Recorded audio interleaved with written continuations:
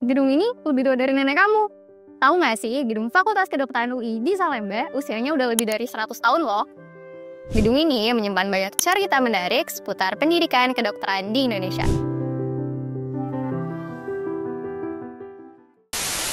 Lambang Universitas Indonesia.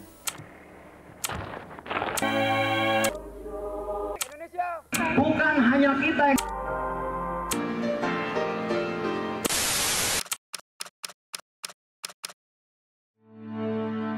Di tahun 1847, wabah penyakit seperti pes, cacar, dan juga malaria menyebar luas di Hindia Belanda. Pada masa itu, hanya kalangan atas seperti pegawai, pemerintahan, dan juga militer yang dapat menikmati pelayanan kesehatan. Akibatnya, semakin hari semakin banyak korban yang berjatuhan. Kepala Jawatan Kesehatan Dr. Willem Bosch yang khawatir melihat kondisi ini, mengusulkan pendirian sekolah dokter untuk pemuda Bumiputra. Setelah melalui berbagai pertimbangan, pemerintah akhirnya mengabulkan usul tersebut. Akhirnya, pada bulan Januari 1851, sekolah pelatihan dokter pribumi resmi didirikan di Rumah Sakit Weltevreden di Batavia. Sekolah itu diberi nama Onderwijs van Inlandse Elite voor de Geneeskunde en Vaccin. Nantinya, para pemuda suku Jawa akan dididik untuk menjadi tenaga pembantu di beberapa rumah sakit militer dan juga bekerja sebagai menteri cacar. Lembaga pendidikan ini kemudian lebih dikenal sebagai Dr. Jawa School. Setelah menyelesaikan pendidikan selama 2 tahun, lulusan tersebut diberi gelar Dr. Jawa. Aktivitas pendidikan yang sebelumnya dilaksanakan di lingkungan Rumah Sakit Militer Weltevreden kemudian dipindahkan karena dinilai mengganggu kenyamanan rumah sakit. Pada tahun 1899, Dr. H.F. Roll, Direktur Dr. Jawa School, memulai pembangunan gedung baru di Hospital V.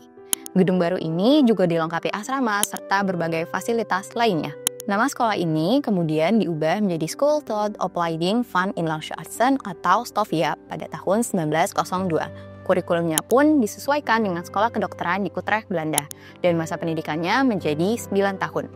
Tamatan STOVIA diberi gelar Inlandse Arts atau Dokter Bumiputra. Dalam perkembangan selanjutnya, kata Inlandse dalam STOVIA diubah menjadi Indische dan tamatannya diberi gelar Indisch Arts atau Dokter Hindia. Dengan berkembangnya zaman, gedung STOVIA di Hospital Weg dinilai tidak lagi memadai. Untuk semakin memantapkan kualitas lulusan dalam hal praktik, pada tahun 1919, pemerintah Hindia Belanda mendirikan Rumah Sakit CBZ sebagai rumah sakit pendidikan untuk siswa STOVIA.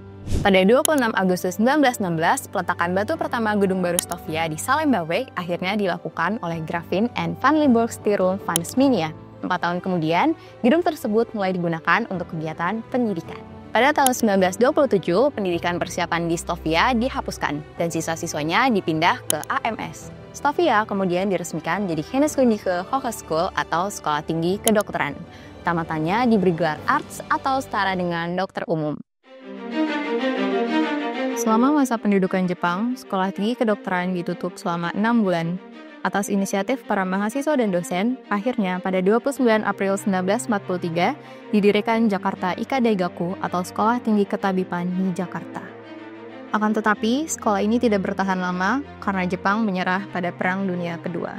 Setelah Indonesia merdeka, pada Oktober 1945, perguruan tinggi kedokteran di bawah Balai Perguruan Tinggi Republik Indonesia dibuka di Salemba.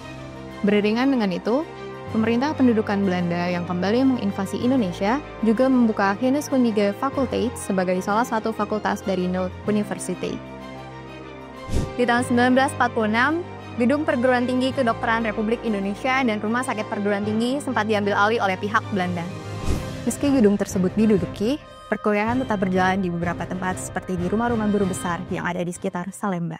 Kemudian pada 2 Februari 1950, kedua perguruan tinggi kedokteran itu digabung menjadi Fakultas Kedokteran dan Lembaga Pendidikan Jasmani Universitas Indonesia yang kini dikenal juga sebagai Fakultas Kedokteran Universitas Indonesia. Tak hanya menjadi tempat perkuliahan, gedung FKUI juga menyimpan banyak memori penting terkait pergerakan mahasiswa. Bangunan ini bahkan ditetapkan sebagai benda cagar budaya yang dilindungi. Meski begitu, gedung bergaya arsitektur Eropa ini masih digunakan sebagaimana fungsi asalnya, yaitu sebagai tempat perkuliahan.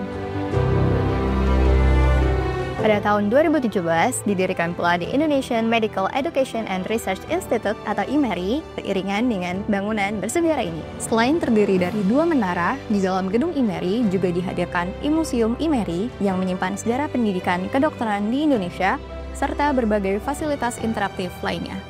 Kamu bisa mengunjungi Museum Imeri pada hari Selasa hingga Jumat pukul 9 hingga 3 sore.